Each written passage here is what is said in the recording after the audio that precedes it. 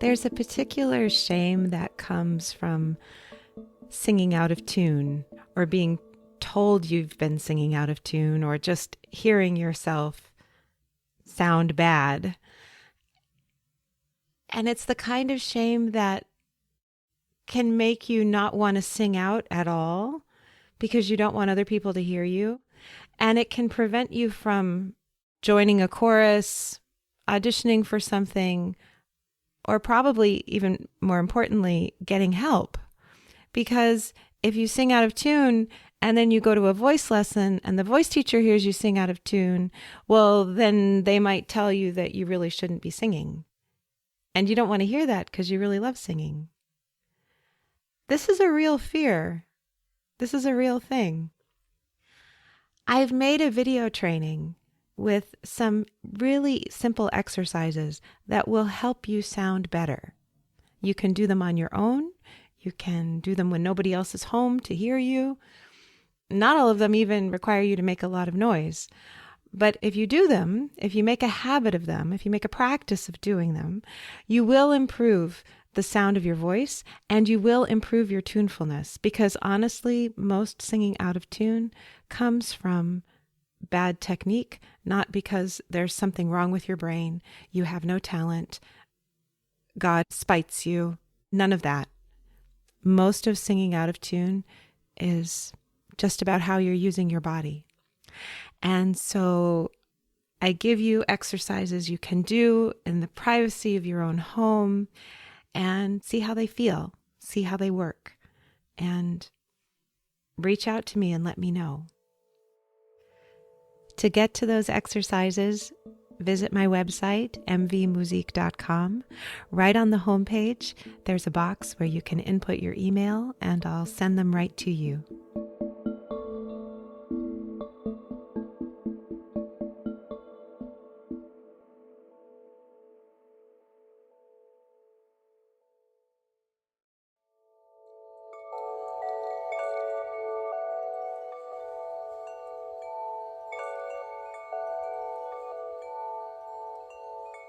Your voice is unique to you.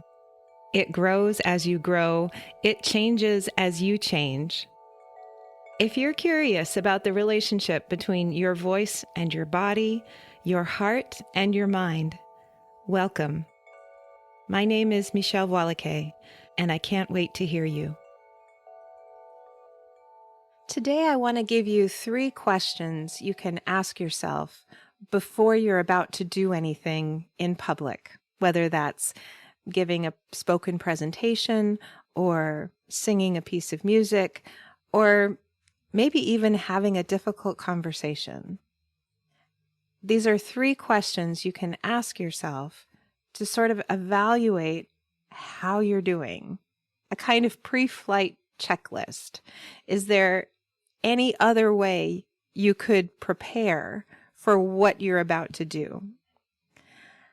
I would highly recommend that you ask yourself these questions in your daily life at random opportunities just to get used to asking them, because they're not entirely intuitive, but I have found that they are very effective. So this is one of those things that's simple but not easy. I'll just say that at the beginning. So the 3 questions are, am I safe in my body? Am I safe in the room? And am I safe in the material? What I mean by, am I safe in my body? I mean that question to prompt you to maybe close your eyes and scan your system and notice, do you have butterflies in your stomach? Are your shoulders really tense? Are you clenching your hands? Are your knees locked? Can you feel the floor underneath your feet? Do you have a headache? Do you feel like you're going to throw up?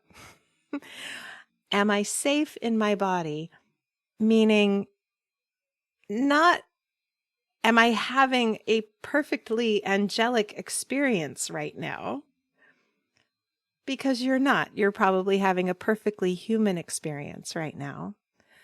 But can you identify those places in yourself where you're nervous, where there's some dis-ease, and by bringing attention to those places, can you create safety and calm and security for yourself? I will tell you one thing for sure. You cannot talk yourself into feeling calm without acknowledging first how you're actually feeling. So let's make up an example. I'm about to teach a song to a large group of people, some of whom I know, some of whom I don't.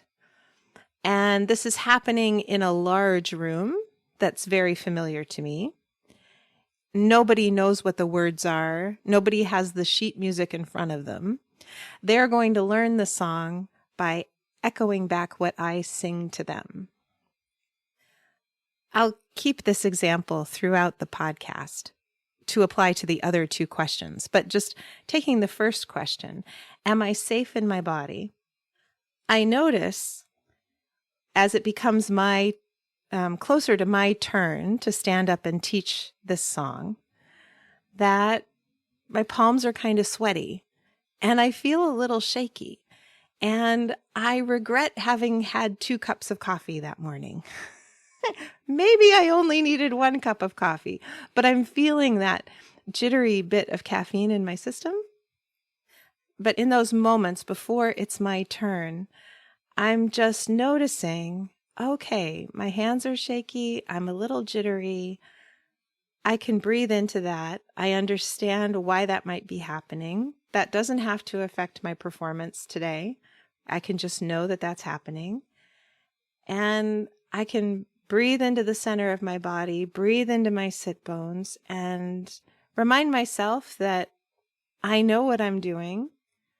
I'm physically healthy, and there's really no reason why this can't go well. It's a simple example, but that's what I mean when I say asking the question, am I safe in my body?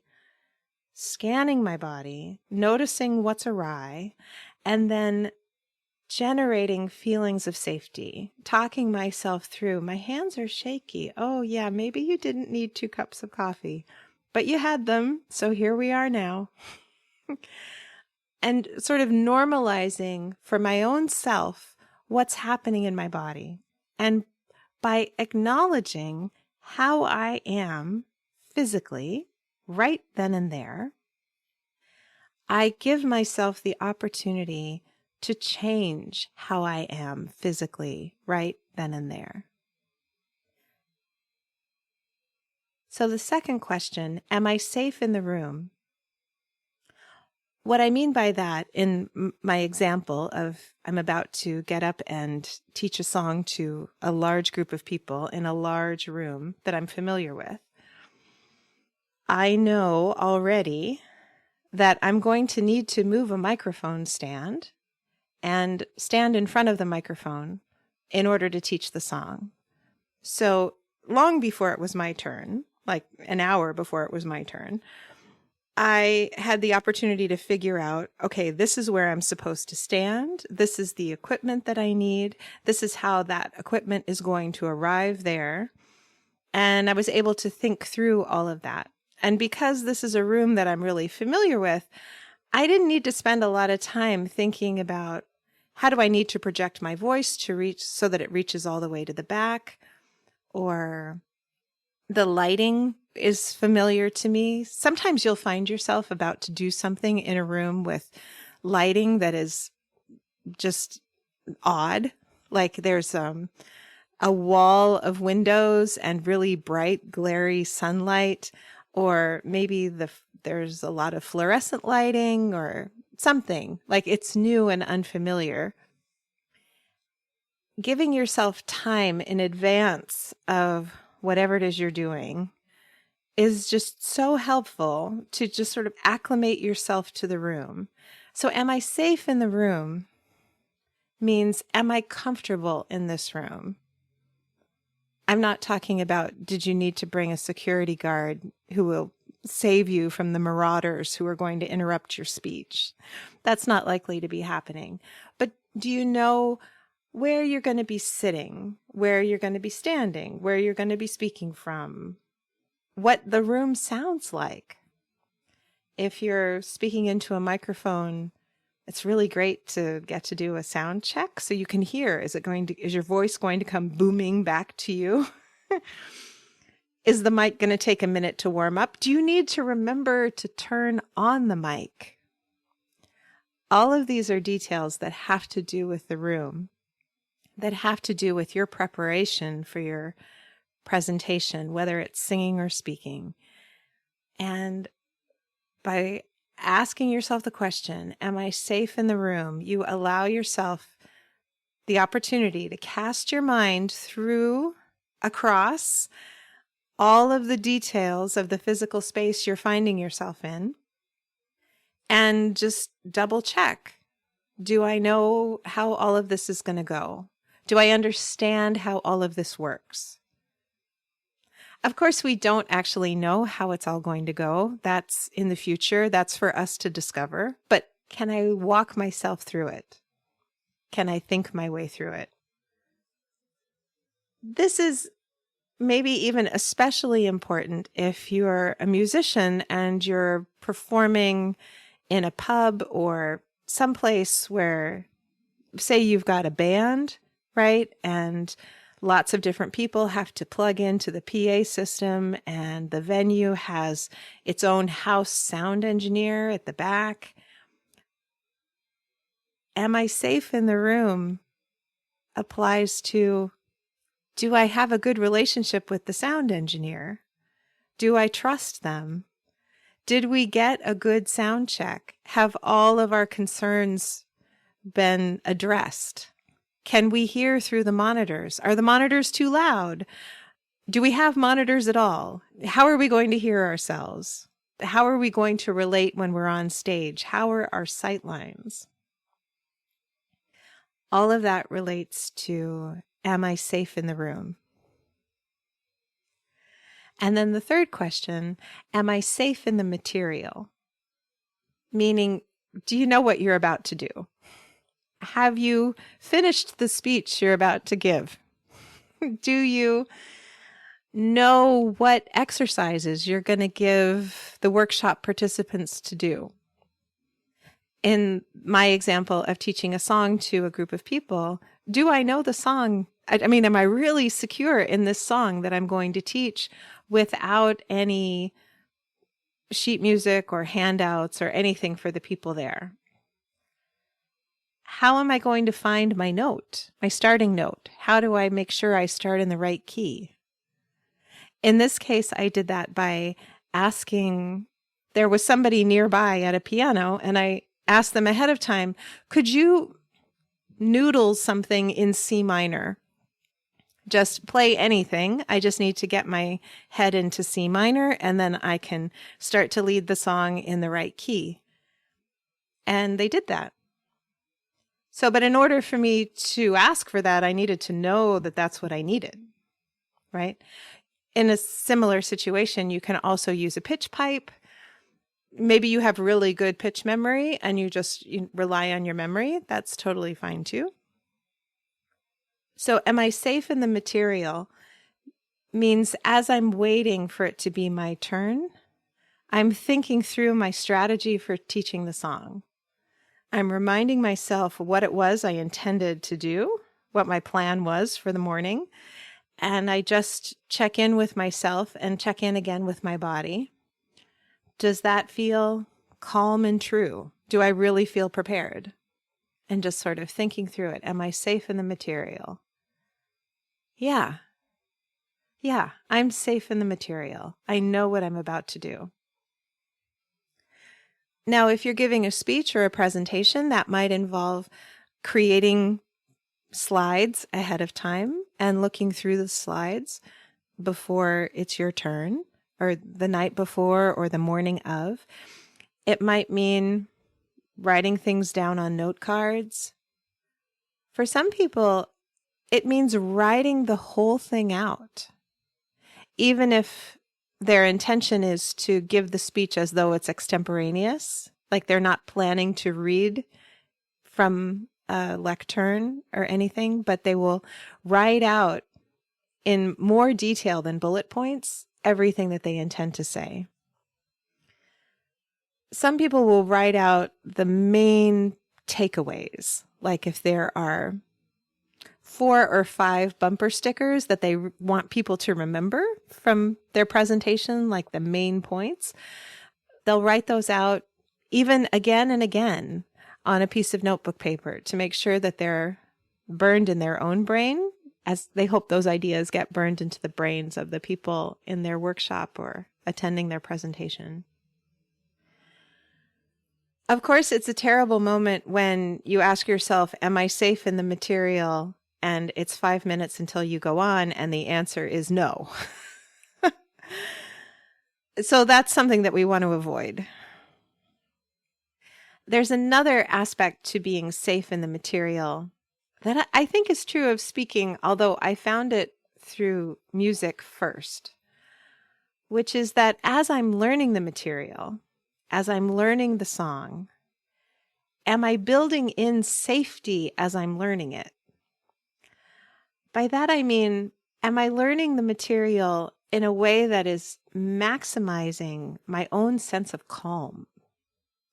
A lot of times when we go to learn a piece of music, we start at the beginning, and this was really true for me with piano and violin. I'd start at the beginning, and I'd play along until I got to the place where it was too hard, and then I would sort of crash and burn. And then I'd rewind to the beginning and play it again until I crashed and burned. And I would repeat that so that when it came time to perform the piece at the recital or whatever, I had practiced the beginning of the piece like maybe even hundreds of times more than I had practiced the end, because every time I got to a trouble spot, I just went back to the beginning again. And maybe I worked on the trouble spot a little, but the ends of the pieces regularly got shortchanged. And so I learned to learn music more often than not from the end of the piece. Like literally, like the last note. And then the last 2 notes, or the last measure, the last 2 measures, the last 3 measures, play to the end, the last 4 measures, play to the end, so that my brain really knew where I was going and knew how the piece ended and knew that it was going to end strong because I had practiced the end over and over and over again. And that creates such a sense of safety when you know that you're going to end it well. So, am I safe in the material when it comes to a piece of music? For me, includes the thought, have I built in any catastrophes because of how I've practiced it? When I think through the whole song, is there a part that just still scares the crap out of me? That I don't have a plan for, or I kind of have a plan for, but it's only worked out like 2 of the last 5 times, and I'm not sure it's going to work out this time. Places like that, places that are scary. And so obviously not 5 minutes before you go on, but some length of time before it's time to perform it. What can you do to iron those places out? To build safety into those places so that you're no longer afraid of what happens at rehearsal B. So that you have a plan for maybe that high note that sometimes works and sometimes doesn't.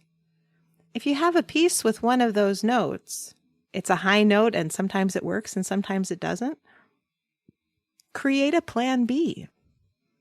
And practice the plan B as much as you practice plan A. So when you get there, maybe you'll sing the high note. Maybe you'll sing this other note that you found that works just as well and feels safer. It's a no-brainer. So that's all preparatory work to get to the place of being safe in the material. But I tell you, when you feel safe in your body and safe in the room and safe in the material, your chance of delivering an effective, compelling performance, whether you're speaking or singing, just goes through the roof. Thinking about, am I safe in the material when it comes to a spoken presentation? Maybe it's a workshop. Maybe it's a sales presentation. Maybe it's a speech. A great thing to do is to brainstorm all of the questions you hope nobody asks you. And then go about answering them to the best of your ability. You may find that you don't have an answer to a lot of the questions. In fact, you may be thinking, Michelle, the reason I don't want them to ask is because I don't know the answer.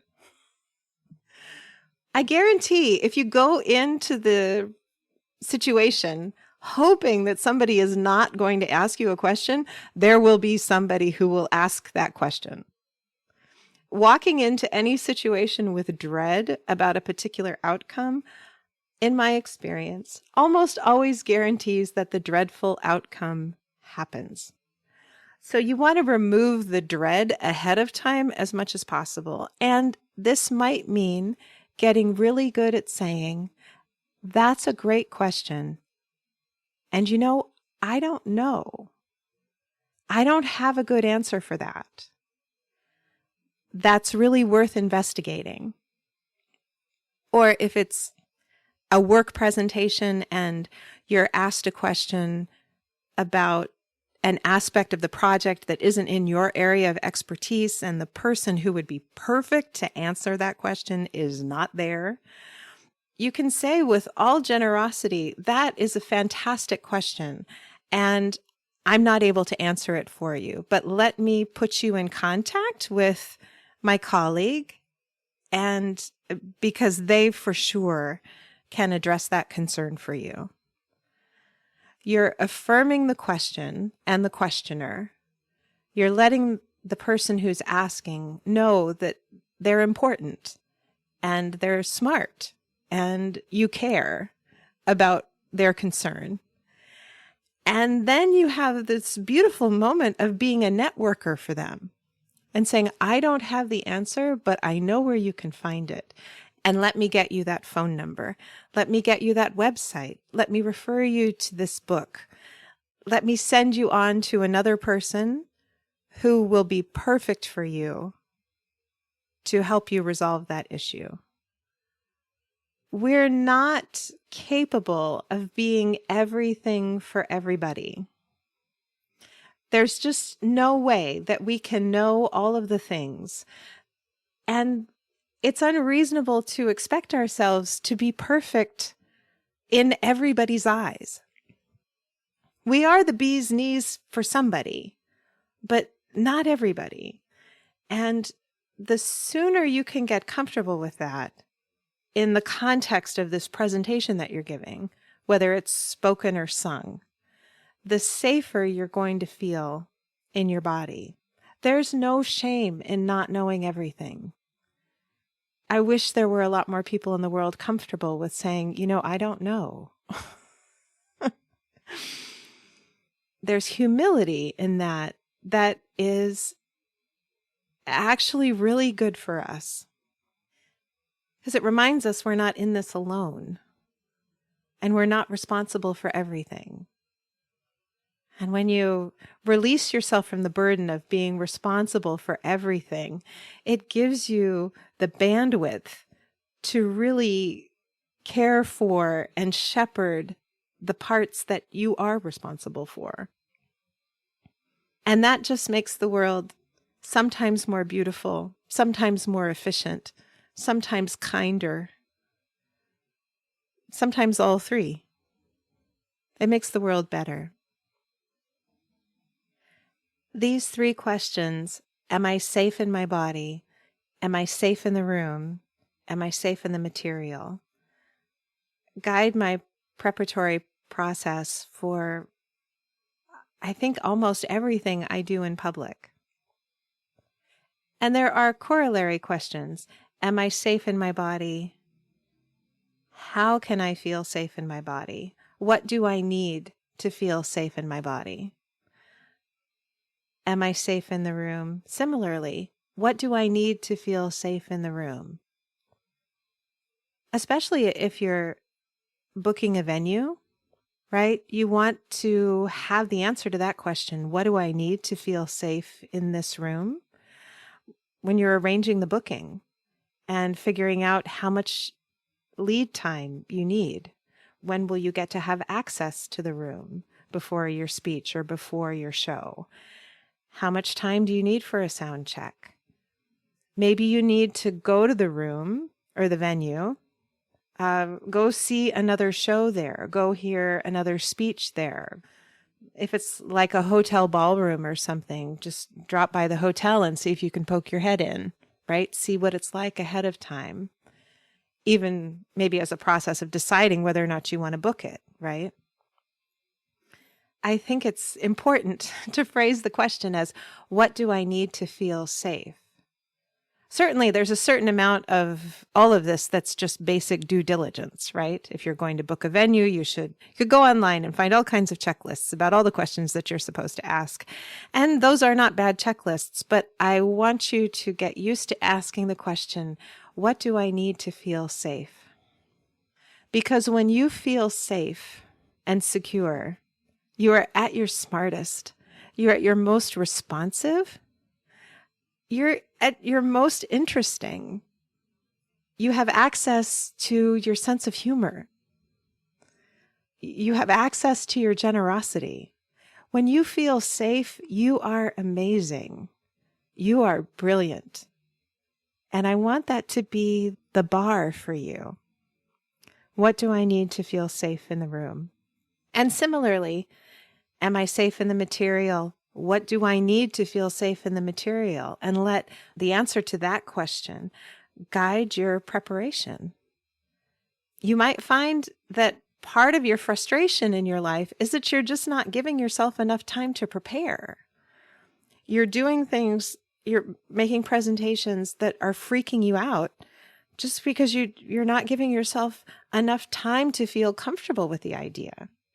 You're not giving yourself time enough to write the speech, make the slides, brainstorm the questions you want nobody to ask. You know, that might all take more time than you've been allowing. Or you might be timing it perfectly, but you find that when it's 5 minutes until you go on, your mind is going blank. Yes, Michelle, I'm safe in the material until it's time for me to go on, and then I can think of nothing. Okay, hear me. That's a body problem. That's an am I safe in my body problem. And that is solvable.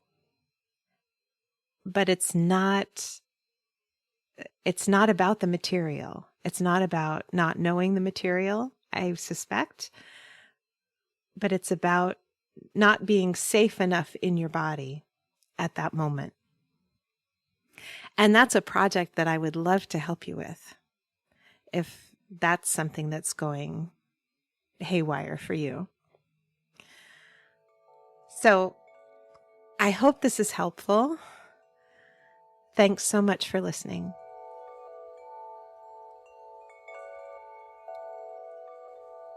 If you enjoyed today's episode, please rate and review on Apple Podcasts or wherever you listen. Every positive review helps new people find the show. Subscribing ensures you'll learn about new episodes as soon as they come out. If you have a question about singing or speaking or being, please send me an email at letters@mvmusique.com. That's letters at M as in Mary, V as in Victor, MUSIK.com. Transcripts and show notes are available on my website. You can subscribe to my newsletter there too. Can't Wait to Hear You is produced in conjunction with Particulate Media. I'm your host, Michelle Voilacay. I can't wait to hear you.